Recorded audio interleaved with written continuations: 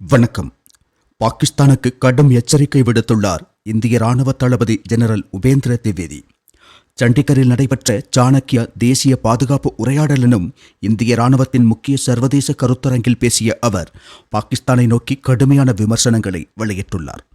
செங்கோட்டை தீவிரவாத தாக்குதல் நடந்துள்ள சூழ்நிலையில் அவரது இந்த எச்சரிக்கை மிகுந்த கவனத்தை பெற்றுள்ளது. செங்கோட்டை தாக்குதலுக்கு பின்னால் இயங்கியவர்களுக்கு பாகிஸ்தானின் தீவிரவாத அமைப்புகளுடன் உள்ள தொடர்புகளின் ஆதாரங்கள் வெளிவந்து கொண்டிருக்கும் நிலையில் இராணுவ தலைவரின் இந்த பேச்சு வெளிவந்துள்ளது. ஒரு நாட்டின் ஆட்சி அமைப்பு மற்றொரு நாட்டில் தீவிரவாதத்தை ஊக்குவித்தால் அதை ஒருபோதும் ஏற்றுக்கொள்ள முடியாது என்று கூறியுள்ளார் அவர். பாகிஸ்தான் ஊக்குவிக்கும் தீவிரவாதம் இந்தியாவை பொறுத்தவரை கவலைக்கிடமான விஷயமாகும் என்று அவர் உறுதிபட கூறியுள்ளார். இந்தியா எப்போதுமே முன்னேற்றத்தை பற்றி மட்டுமே பேசிக் கொண்டிருக்கிறது, அதில் மட்டுமே கவனம் செலுத்திக் கொண்டிருக்கிறது. நாட்டை எப்படி முன்னோக்கி நடத்துவது, நாட்டை எப்படி வளர்ச்சியடைய செய்வது என்பதில்தான் இந்தியா கவனம் செலுத்துகிறது. அத்தகைய பயணத்தின் பாதையில் யாரேனும் தடைகளை உருவாக்கினால் அவர்களுக்கு எதிராக நாம் சில கடுமையான நடவடிக்கைகளை எடுக்க வேண்டியிருக்கும்.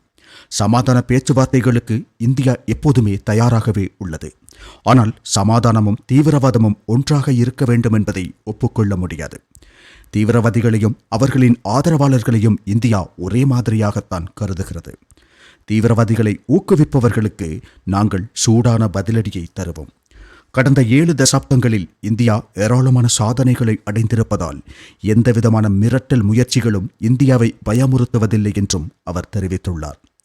ஆபரேஷன் சிந்தூர் தொடர்பாக இராணுவ தலைவரின் வெளிப்படுத்தல்கள் மிக துல்லியமாக பாகிஸ்தானுக்கான எச்சரிக்கை மற்றும் உறுதிமொழியாகவே பார்க்கப்படுகிறது. ஆபரேஷன் சிந்தூர் ஒரு ட்ரெய்லர் மட்டும்தான். அது 88 மணி நேரத்திற்குள் முடிந்துவிட்டது. எதிர்காலத்தில் எந்த சூழ்நிலையையும் சந்திக்க நாங்கள் தயாராக உள்ளோம். பாகிஸ்தான் அத்தகைய ஒரு வாய்ப்பை உருவாக்கினால் ஒரு அண்டை நாட்டிடம் எப்படி பொறுப்புடன் நடந்து கொள்ள வேண்டும் என்பதை நாங்கள் கற்பிப்போம் என்று இராணுவ தலைவர் கூறியுள்ளார். தளபதியின் அந்த வார்த்தைகள் மிகவும் துல்லியமாக பாகிஸ்தானுக்கு கொடுக்கப்படும் பதிலாகவும் எச்சரிக்கையாகவும் பார்க்கப்படுகிறது. அதாவது பாகிஸ்தானிடமிருந்து இனி இந்தியாவை நோக்கி ஏதேனும் விதத்திலான தூண்டுதல்கள் ஏற்பட்டால் அதை எப்படி சமாளிப்பது என்பது பற்றி இந்தியாவுக்கு நன்றாக தெரியும் என்பது அவர் கூறியதன் பொருளாகும். அது மட்டுமின்றி இந்தியாவில் நாசகார செயல்களில் ஈடுபடுவதற்கும் பிரிவினைவாத செயல்களில் ஈடுபடுவதற்கும் பாகிஸ்தான் அரசு தீவிரவாதிகளுக்கு பயிற்சி மற்றும் நிதியுதவி வழங்குவதற்கு எத்தகைய அடியை கொடுக்க வேண்டும் என்பது இந்தியாவிற்கு நன்றாக தெரியும் என்றும் கூறியுள்ளார் அவர். இன்றைய காலகட்டத்தில் போர்களை பல மட்டங்களிலிருந்து நோக்கி பார்க்க வேண்டும். அது எவ்வளவு காலம் நீடிக்கும் என்று சொல்ல முடியாது. நீண்ட காலம் நீடிக்கக்கூடிய போர்களுக்காக ஆயுத கிடங்குகளை உறுதி செய்ய வேண்டும் என்றும் இராணுவ தலைவர் கூறியுள்ளார். ஒருவேளை இன்றைய உலகளாவிய சூழ்நிலைகளையும் மதிப்பீடு செய்து அவர் அதை கூறியிருக்கலாம்.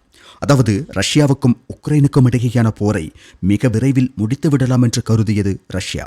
ஆனால் வருடங்கள் கடந்தும் அந்த போர் தொடர்கிறது. ஹமாஸுக்கும் இஸ்ரேலுக்கும் இடையே உள்ள மோதலில் ஹமாஸை விரைவில் முடிக்க முடியும் என்று கணித்தது இஸ்ரேல்.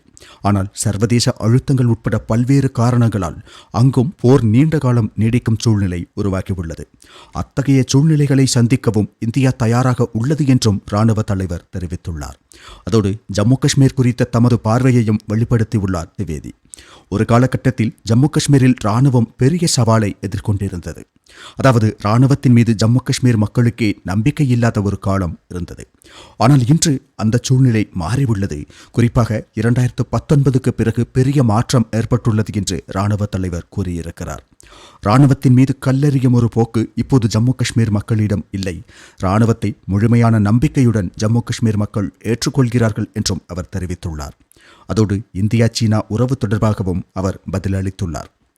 2024 அக்டோபரில் இருந்து இந்தியா சீனா உறவு மேம்பட்டுள்ளது என்று கூறியுள்ள அவர் அரசு மட்ட உரையாடல்கள் நடத்தப்பட்டதன் விளைவாக இந்தியா சீனா உறவு இப்போது நல்ல நிலையில் முன்னேறி கொண்டிருக்கிறது என்று கூறியுள்ளார். பிரதமர் மற்றும் சீன தலைமை இடையே கூடுதல் உரையாடல்கள் நடக்கின்றன. அது பலனளிக்கும் என்றும் ஜெனரல் உபேந்திர திவேதி அந்த கருத்தரங்கில் பேசியுள்ளார். தளபதியின் இந்த வார்த்தைகள் இந்திய இராணுவத்தின் தன்னம்பிக்கை மற்றும் வலிமையை மீண்டும் ஒருமுறை உயர்த்தி காட்டுகின்றன. ஜெய் ஹிந்த்.